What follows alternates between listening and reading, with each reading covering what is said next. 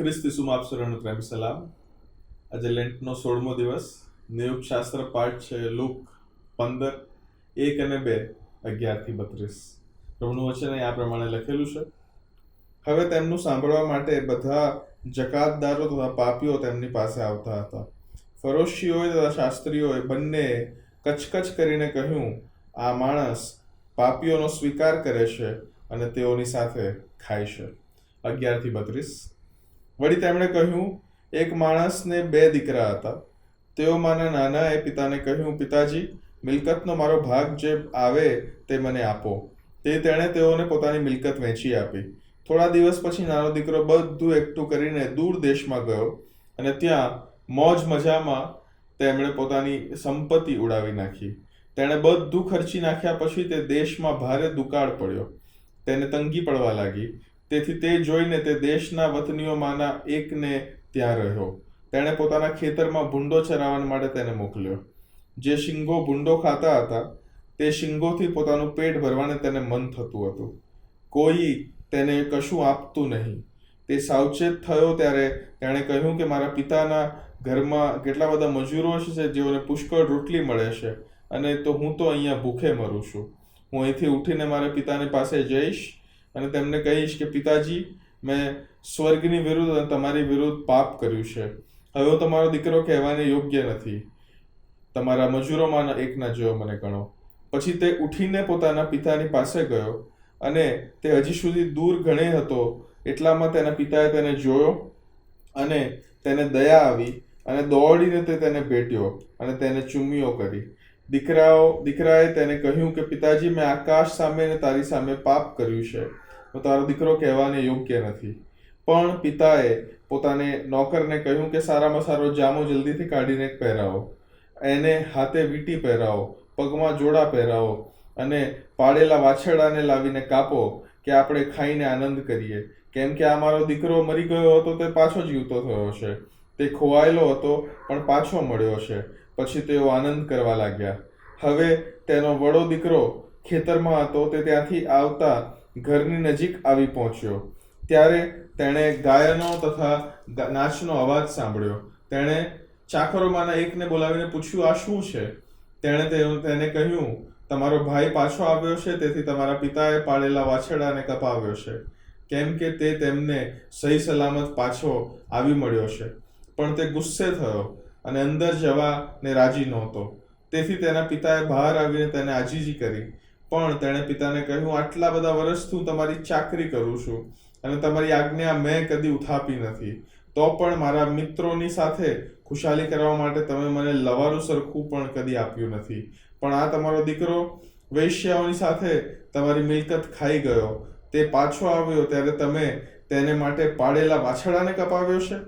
તેણે તેને કહ્યું, દીકરા, તું નિત્ય મારી સાથે જ છે અને મારું બધું તારું જ છે. તને ખુશી થવું તથા હરખાવું ઉચિત હતું, કેમ કે આ તારો ભાઈ મરી ગયો હતો અને તે પાછો જીવતો થયો છે. ખોવાયેલો હતો અને પાછો જડ્યો છે. આ પ્રભુનું વચન છે. ઘણી બધી વાર વાલાઓ, ખ્રિસ્તી વ્યક્તિઓ તરીકે હું ને તમે જ્યારે વર્ષોથી મંડળીમાં જતા આવ્યા છે, આગેવાની લીધી છે અને અલગ અલગ રીતે હું ને તમે એ મંડળીના કામોમાં આપણે સંકળાયેલા રહીએ છીએ, ત્યારે આપણે પોતાના મનમાં ક્રિશ્ચિયાનિટીની એક પર્ટિક્યુલર બ્રાન્ડ તૈયાર કરતા હોઈએ છીએ, અથવા ક્રિશ્ચિયાનિટીનું એક પિક્ચર, ખ્રિસ્તી ધર્મનું, ખ્રિસ્તી વિશ્વાસનું એક પિક્ચર આપણે રેડી કરીએ છીએ આપણા મનમાં, અનનોઈંગલી, જાણી જોઈને નહીં પણ અજાણ્યામાં. અને પછી આપણે વિચાર કરીએ છીએ કે ભાઈ આ પર્ટિક્યુલર ડાયામીટર અથવા આ પર્ટિક્યુલર પેરામીટરની બહાર કંઈક થાય તો એ નોટ ક્રિશ્ચિયન, એ ખ્રિસ્તી નથી. અને એવું જ કંઈક એ ફરોશીઓ અને સદુકીઓ એ કરતા હતા. પ્રભુ ઈસુ ખ્રિસ્ત માટે તેઓ ટીકા કરે છે, તેઓ કચકચ કરે છે અને કચકચ કરતા કહે છે કે આ માણસ પાપીઓનો સ્વીકાર કરે છે અને તેઓની સાથે ખાય છે. પાપીઓ એટલે જકાતદારો, એટલે કે ટેક્સ કલેક્ટર્સ એન્ડ સિનર્સ. તેઓની સાથે તે ખાય છે અને પીવે છે. ફરોશીઓ અને સદુકીઓ, જેઓ જૂના કરારના વિદ્વાનો હતા, તેઓ ભૂલી જાય છે કે ઉત્પત્તિ 3 પછી યહોવા બાપે એ પાપીઓ સાથે જમવાનું જમ્યા જ છે. ઉત્પત્તિ 3 પછી જ્યાં પહેલું પાપ, મૂળ પાપ લખેલું છે, ત્યારબાદ પણ પ્રભુ એ પોતે આવે છે અને આદમ અને હવાની સાથે કમ્યુનિકેટ કરે છે, સંગત કરે છે અને સંગતનો આશીર્વાદ તેઓને આપે છે. ત્યારબાદ નિર્ગમનના પુસ્તકની વાત જો જોઈએ, નિર્ગમનના પુસ્તકમાં પણ એ પ્રભુ સાથેનો જે ચાલ હતી, પ્રભુ સાથેની તેમની જે વોક હતી, એમાં પણ પ્રભુ તેમની સાથે નિરંતર રહ્યા અને ત્યાં પણ લોકો કચકચ કરતા હતા. આ ફરોશીઓ અને સદુકીઓ ભૂલી ગયા કે જે લોકો કચકચ કરતા હતા એમના શવ એ અરણ્યમાં જ સુકાઈ ગયા અને તે કદી વચનના દેશમાં પ્રવેશ પામી જ ન શક્યા. રાઈટ? તે સમયે પણ એ કાંદા માટે, કાકડી માટે અને કચુંબર માટે તેઓ કચકચ કરી હતી. એ લસણ તેઓને યાદ આવતું હતું, ત્યાંની ડુંગળી ઇજિપ્તની, મિસરની યાદ આવતી હતી અને કહેતા હતા આ શું એકનું એક માનના રોજનું રોજ ખાવાનું, અમને તો મટન યાદ આવે છે અને અમને તો આ યાદ આવે છે અને પેલું યાદ આવે છે, ત્યાં કેટલું સારું હતું. અને એ લોકોના શવ કેમ? Because they grumbled against the Lord. તેઓએ પ્રભુની વિરુદ્ધ કચકચ કરી. અને ફરોશીઓ, સદુકીઓ અહીંયા એવું જ કંઈક કરી રહ્યા છે. ત્યાં પણ ખાવા પીવાની વાત હતી, અહીંયા પણ ખાવા પીવાની વાત છે.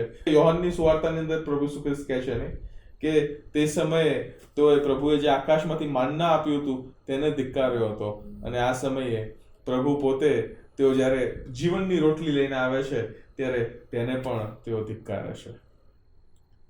આગળ જે આપણે તેની આગળ જે આપણે દ્રષ્ટાંત વાંચ્યું, એ દ્રષ્ટાંત હું તો બહુ સારી રીતના જાણીએ છીએ. લાસ્ટ ટાઈમ જોયું હતું કે 3 અલગ અલગ એંગલથી લોકો જોતા હોય છે. અમુક મોટા દીકરાના એંગલથી, અમુક નાના દીકરાના એંગલથી, અમુક પિતાના એંગલથી. રાઈટ? બટ આ દ્રષ્ટાંત કહેવાનો એમનો તાત્પર્ય શું હતો? Read verse 1 and verse 2 once again. તમને ત્યાં મોટો દીકરો, નાનો દીકરો બંને દેખાશે. કેમ? નાનો દીકરો તે એ છે કે જેની સાથે પ્રભુ ઈસુ ખ્રિસ્ત જમે છે, એ જકાતદારો અને પાપીઓ. અને મોટો દીકરો એ ફરોશીઓ અને સદુકીઓ છે. અને હું ને તમે પણ મારા વાલાઓ ઘણી બધી વાર જ્યારે આપણા પરવ્યુની બહાર, આપણા પેરામીટર્સની બહાર કંઈક ખ્રિસ્તી વસ્તુ અથવા એક્ટિવિટીઝ આપણે જોઈએ છે ને, ત્યારે આપણે આવા કચકચ કરનારા બની જઈએ છીએ. ત્યારે હું ને તમે પણ એ રિસાઈ જઈએ છીએ અને મંડળીની અંદર આવવાની ના પાડીએ છીએ. પણ પિતા બહાર આવીને મને તમને શું કહે છે ખબર છે? ટુ કન્વિન્સ અસ કે મારું જે છે તારું જ છે ને, મારું જે છે એ તારું જ છે ને. મારા વાલાઓ, આવો let us be inclusive of everyone. આવો આપણે દરેકને સ્વીકારનારા બનીએ, આપણે કચકચ કરનારા ન બનીએ, આપણે પ્રેમનો પ્રદર્શન કરનારા બનીએ, આપણે પ્રેમ કરનારા બનીએ. કેવી રીતના બનીશું? that is what we are learning on the way towards Jerusalem and towards cross. પ્રભુ કે જેઓ અલ્ટિમેટલી મારું જે છે તારું, એટલે રિમેમ્બર ધીસ, પ્રભુ ઈસુ ખ્રિસ્ત એમનું જે છે મને તમને આપી દેશે, એટલે એમનું ન્યાયપણું મને તમને આપી દેશે. અને આપણે પણ આપણું જે છે તેમને આપી દે છે ઈસુને. એટલે કે આપણા પાપ, આપણી શરમ, આપણામાં જે દોષાર પણ આપણી ગિલ્ટીનેસ જે છે આપણામાં ને, એ બધું જ આપણે ખ્રિસ્તને વધસ્તંભ પર આપી દઈએ છીએ. અને એના બદલામાં એમનું જે છે એટલે કે એમનું ન્યાયપણું તેઓ મને તમને આપી દેશે. આવો આપણે મોટો દીકરો જો બનતા હોઈએ તે મોટો દીકરો બનવાનું બંધ કરીએ. અને જો નાના દીકરા છે, દૂર દેશમાં જઈને બધું ઉડાવી દીધું છે અને પાછા આવવાની કોઈ આશા નથી, એ ભૂંડોના સિંગ ખાવાની જો ઈચ્છા થાય છે, let us all remember that વિચારીએ સ્વર્ગની વિરુદ્ધ, પિતાની વિરુદ્ધ પાપ કર્યું છે અને વિચારતાની સાથે જ ઉઠીને બાપની પાસે જઈએ પણ, અને જઈશું ને તો દૂરથી જ બાપ જોઈને રાહ જોઈને બેઠો છે. He will come and he will not only come, he will make you once again his prince. મારા વાલા, એ મને તમને એમની સાથેના રિલેશનશિપમાં રિસ્ટોર કરવા માંગે છે. He wants to have a reconciliation with you, but A રિપેન્ટ, return અને રિફ્રેશ એ મારે તમારે કરવું પડશે. પ્રેરિતોના કૃત્યો 3:19. અવડાવ દીકરાના જીવનમાં પણ એ જ બને છે. તે વિચાર કરે છે કે હું જઈને મારા બાપને કહીશ કે મારા બાપની, એ સ્વર્ગની વિરુદ્ધ અને તારી વિરુદ્ધ મેં પાપ કર્યું છે, હું તારો દીકરો કહેવાને યોગ્ય નથી, તારા નોકરો સમાન એક ગણી લે મને. તે તરત જ ઉઠે છે, બાપની પાસે જાય છે અને બાપની પાસે જઈને કહે છે કે સ્વર્ગની વિરુદ્ધ, તારી વિરુદ્ધ મેં પાપ કર્યું છે, તારો દીકરો કહેવાને એવું યોગ્ય નથી. અને ત્યાં એની આગળ એ જે વિચાર્યું હતું ને, પછી આગળ કોઈ ડાયલોગ નથી. કેમ? કેમ કે પિતા તરત એને ભેટી પડે છે, એને ચુમ્મીઓ કરે છે, નોકરોને બોલાવે છે, કહે છે આને સારામાં સારા કપડાં પહેરાવો, આની આંગળીઓમાં વીંટી નાખો, આના પગમાં જોડા નાખો અને વાછરડું કાપો. આજે પાર્ટી છે, આજે મેજબાની છે. કેમ કે મારો દીકરો જે મરી ગયો હતો જીવતો થયો છે, મારો દીકરો જે ખોવાઈ ગયો હતો તે પરત જડી આવ્યો છે.